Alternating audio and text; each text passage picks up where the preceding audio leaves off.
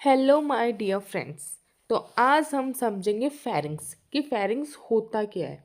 देखो, इसकी एक कॉमन बात है कि फेरिंग्स जो होता है रेस्पिरेटरी सिस्टम और डाइजेस्टिव सिस्टम, इन दोनों में अपना योगदान देता है। रेस्पिरेटरी सिस्टम के अंदर ये एयरवे को पासेस प्रोवाइड करवाता है और डाइजेस्टिव सिस्टम में फेरिंग्स द्वारा फूड आगे की ओर इसोफेगस में फॉरवर्ड होता है।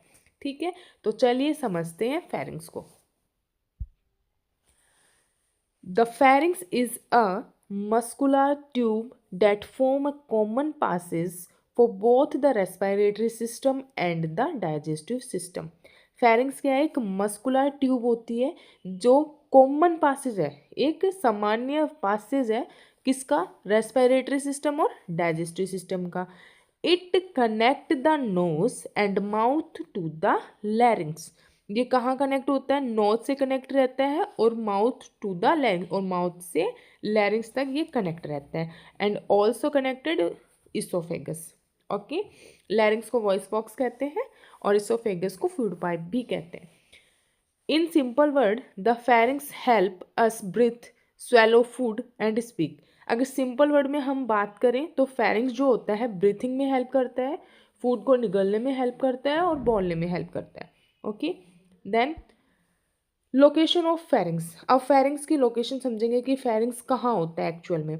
तो फेरिंग्स जो होता है स्कल के बेस से स्टार्ट होगा और सिक्स्थ सर्वाइकल वर्टिब्रा तक इस खत्म होगा।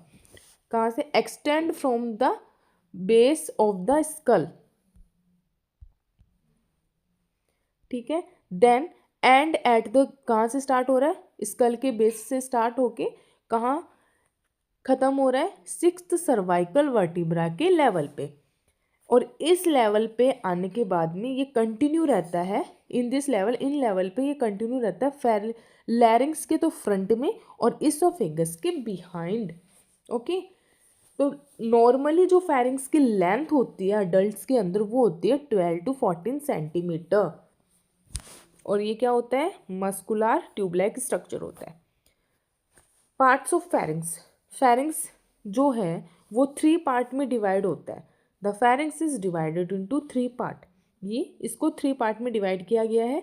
First is nasopharynx, second is oropharynx and third one is laryngopharynx. Then अब हम समझेंगे नेजोफेरिंग्स क्या होता है। नेजोफेरिंग्स जो होता है ये फेरिंग्स का फर्स्ट पार्ट होता है। ठीक है, मिडल पार्ट होता है ओरोफेरिंग्स एंड लास्ट होता है लैरिंगोफेरिंग्स। तो नेजोफेरिंग्स पार्ट जो होता है ये नेजल कैविटी के पीछे सिचुएटेड होता है, located behind the nasal cavity. ठीक है, नेजल कैविटी के पीछे सिचुएटेड होगा और ये सिर्फ ब्रीथिंग के लिए होता है, only concerned only with breathing, जो सिर्फ ब्रीथिंग के लिए होता है। इंपॉर्टेंट स्ट्रक्चर प्रेजेंट होती है नेजोफेरिंग्स की जो वॉल होती है, नेजोफेरिंग्स की वॉल्स पर फेरेंजियल टॉन्सिल्स प्रेजेंट होते हैं। ठीक है, नेजोफेरिंग्स की वॉल्स पे क्या प्रेजेंट होंगे? Pharyngeal tonsils. Then opening of auditory tube, और नेजोफेरिंग्स के अंदर ईयर की जो ऑडिटरी ट्यूब होती है, स्टेकियन ट्यूब जिसे कहते हैं, वो ओपन होती है नेजोफेरिंग्स में। और ये जो ट्यूब होती है ये क्या करती है? Equalize air in the middle, air pressure in the middle ear. Air pressure को मिडल एयर में एयर प्रेशर को इक्वल बना के रखती है। दूसरा, पासेज ऑफ एयर, और एयर को पास करती है। ऑडिटरी ट्यूब ओपन होती है नेजोफेरिंग्स में तो ये एयर पासेज होती रहती है एयर के मिडल एयर के अंदर, इक्वलाइज प्रेशर बना के रखता है। देन ओरोफेरिंग्स, ये सेकंड पार्ट है जो कहाँ प्रेजेंट होता है? Located behind the oral cavity, oral cavity के पीछे से होगा। Then common passage of air and food, और ये जो होता है ओरोफेरिंग्स ये एयर और फूड का कॉमन पासेज होता है। क्लियर? देन इसके स्ट्रक्चर की बात करें ओरोफेरिंग्स से, तो ओरोफेरिंग्स जो है वो इस पे पैलेटाइन टॉन्सिल्स प्रेजेंट होते हैं फर्स्ट। देन सॉफ्ट पैलेट, जहाँ पे अपनी सॉफ्ट पैलेट होती है यूला, ये इस ओरोफेरिंग्स के स्ट्रक्चर ही होते हैं, इसके मतलब ओरोफेरिंग्स यहीं प्रेजेंट होता है। दे बोला ना ओरल कैविटी के पीछे, तो ओरल कैविटी के पीछे की साइड सॉफ्ट पैलेट होता है इसका एंड, और यूवला, यूवला जो हैंगिंग स्ट्रक्चर होती है माउथ के अंदर उसे यूवला कहते हैं, वहाँ तक होता है ओरोफेरिंग्स। देन ये काम क्या करते हैं ओरोफेरिंग्स? ये स्वेलोइंग में हेल्प करते हैं, निगलने में हेल्प करेगा और फूड को डायरेक्ट इसोफेगस के अंदर फॉरवर्ड करेगा, फूड को डायरेक्ट इसोफेगस के अंदर डालने के लिए हेल्पफुल होता है। देन लास्ट है लैरिंगोफेरिंग्स। लैरिंगोफेरिंग्स को हाइपोफेरिंग्स भी कहते हैं, जो कि ओरोफेरिंग्स के बिलो, बिलो मतलब ओरोफेरिंग जो है उसके नीचे सिचुएटेड होता है, और ये एक्सटेंड होता है लैरिंग्स और इसोफेगस तक। ठीक है, ये काम क्या करता है, direct food into the oesophagus. Laryngopharynx जो होता है इसोफेगस के अंदर डायरेक्ट फूड को डालता है और allow air to pass into the larynx, और एयर को अलाउ करता है ताकि एयर जो होगी वो लैरिंग्स के अंदर पास हो जाए। ठीक है, लैरिंग्स के अंदर एयर को पास करता है। देन है स्ट्रक्चर ऑफ फेरेंजियल वॉल। अब फेरेंजियल वॉल, अपना जो फेरिंग्स है ये मस्कुलर ट्यूब लाइक स्ट्रक्चर होता है, तो इस मस्कुलर ट्यूब लाइक स्ट्रक्चर के अंदर 4 लेयर्स प्रेजेंट होती है। How many layers present? 4 layers present होती है। मैंने स्टार्टिंग की वीडियो में भी आपको बताया था लेयर्स ऑफ एलिमेंट्री कैनाल में कि 4 लेयर बताई थी, म्यूकोजा, सब mucosa, muscle layer and fibrous layer, then serous layer थी। तो यही लेयर कंटिन्यू रहती है डाइजेस्टिव ऑर्गन्स के अंदर। तो अभी अपन फेरिंग्स की बात करते हैं। तो फर्स्ट वन होती है म्यूकोजा। म्यूकोजा किसी भी ऑर्गन की इनर लेयर होती है। ठीक है, रिमेंबर, ऑलवेज रिमेंबर कि म्यूकोजा जो होती है वो किसी भी ऑर्गन होगा जहाँ पे म्यूकोजा प्रेजेंट होगी, that means it is inner layer of the organ. तो इनर लाइनिंग होती है keep the surface moist and smooth, और ये क्या करती है, फेरिंग्स की सरफेस को मॉइस्ट बना के रखती है और स्मूथ बना के रखती है। क्यों? क्योंकि म्यूकोजा के अंदर गॉबलेट सेल्स प्रेजेंट होती है जो म्यूकोस का सिक्रीशन करती है। ठीक है, नेक्स्ट है सब mucosa.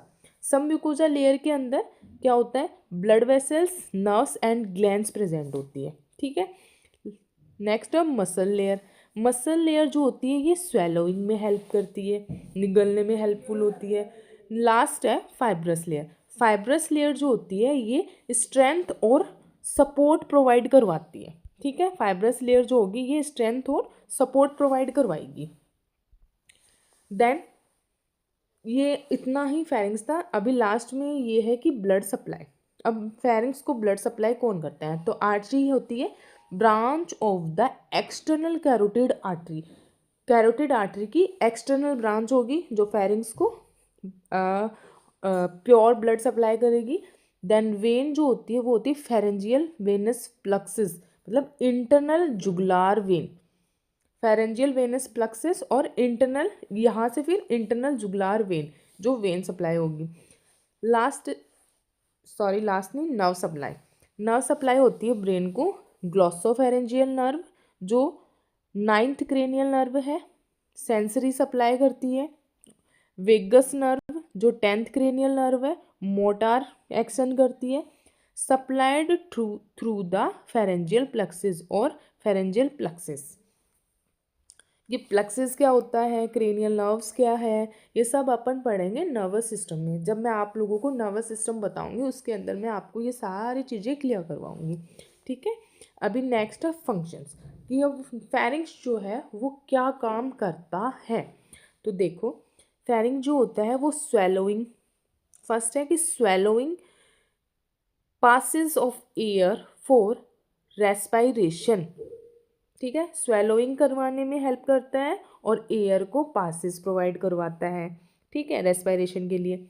Help in speech by providing resonance, और ये जो फेरिंग्स होता है एयर पासेज होती है इसके थ्रू, लैरिंग्स में भी पास होगी, तो इसी लैरिंग्स में जब एयर पास होगी तो वो रेजोनेंस प्रोवाइड करवाता है। तो जब रेजोनेंस होगा तभी तो स्पीच हम बोल पाते हैं। लैरिंग्स को वॉइस बॉक्स कहते हैं, तो लैरिंग्स के अंदर रेजोनेंस होता है, रेजोनेंस से वाइब्रेशन होगा, देन अपन बोल पाते हैं और हमारी साउंड जो है वो बाहर निकल पाती है। ये चीज़ें अपन लैरिंग्स के अंदर क्लियर करेंगे। ठीक है, नेक्स्ट है प्रोटेक्शन थ्रू गैग रिफ्लेक्स, और गैग रिफ्लेक्स से प्रोटेक्ट करता है। अब गैग रिफ्लेक्स क्या होता है? देखो, गैग रिफ्लेक्स वो होता है जिससे गैग रिफ्लेक्स अपन सिंपली बोले तो अपन को वॉमिट जैसा फील होता है। जैसे अगर यूवुला जो हो गया, यूवुला हो गया, सॉफ्ट पैलेट का लास्ट पार्ट हो गया, अगर यहाँ पे अपन कोई चीज़ टच कर देंगे तो अपन को वॉमिट जैसा फील होता है, वो होता है गैग रिफ्लेक्स। देन लास्ट है इम्यून डिफेंस, और इम्यून डिफेंस का काम भी करता है क्योंकि नेजोफेरिंक्स ऑरोफेरिंक्स के ऊपर कौन से टॉन्सिल्स प्रेजेंट थे, पैलेंटाइन टॉन्सिल्स और फेरेंजियल टॉन्सिल्स जो प्रेजेंट थे वो क्या करते हैं, इम्यून डिफेंस का काम करवाते हैं। इसलिए जो फेरिंग्स है वो इम्यून डिफेंस का काम भी करता है, क्योंकि इसकी सरफेस पर, इसके पार्ट की सरफेस पर टॉन्सिल्स प्रेजेंट होते हैं। ठीक है, फिर अब स्वेलोइंग क्या होता है, देखो स्वेलोइंग 3 स्टेज के अंदर अक्कर होता है। फर्स्ट है ओरल स्टेज, फेरेंजियल स्टेज और इसोफेजियल स्टेज। ओरल स्टेज के अंदर स्वेलोइंग का मतलब क्या होता है, सिंपली अपन ये देखेंगे, स्वेलोइंग का मतलब निगलना। तो ओरल स्टेज जो होगी वो वॉलंटरी होगी, जब अपन खाने को मुंह में रखते हैं, चबाते हैं, चेविंग करते हैं, चेविंग करने के बाद में सारा काम होने के बाद में जब अपन अपनी मर्जी से खाने को निगलते हैं, ये होती है ओरल स्टेज के अंदर। तो ये क्या है, वॉलंटरी, हम हमारी इच्छा से करते हैं ये चीज़। ठीक है, सेकंड है फेरेंजियल स्टेज, फेरेंजियल स्टेज और लास्ट है इसोफेजियल स्टेज। अब फेरेंजियल स्टेज और इसोफेजियल स्टेज के अंदर जो स्वेलोइंग की प्रोसेस है वो इनवॉलंटरी होती है। भाई मुंह के अंदर खाना है, उसको हम हमारी मर्जी से निगल सकते हैं, वो वॉलंटरी है। लेकिन फेरिंग्स में खाना जाने के बाद में वो इनवॉलंटरी स्वेलिंग होती है। फेरिंग्स से अपने आप फूड जो होगा वो कहाँ जाएगा, इसोफेगस के अंदर जाएगा। और इसोफेगस से फूड कहाँ फॉरवर्ड होता है, स्टमक के अंदर। तो इसोफेगस के अंदर पेरिस्टालसिस मूवमेंट के थ्रू फूड जो होगा आगे की ओर फॉरवर्ड होता है और स्टमक में चला जाता है। ये था हमारा आज का टॉपिक फेरिंग्स। आई होप आप लोगों को समझ आया हो। Please like and subscribe my channel. Thank you.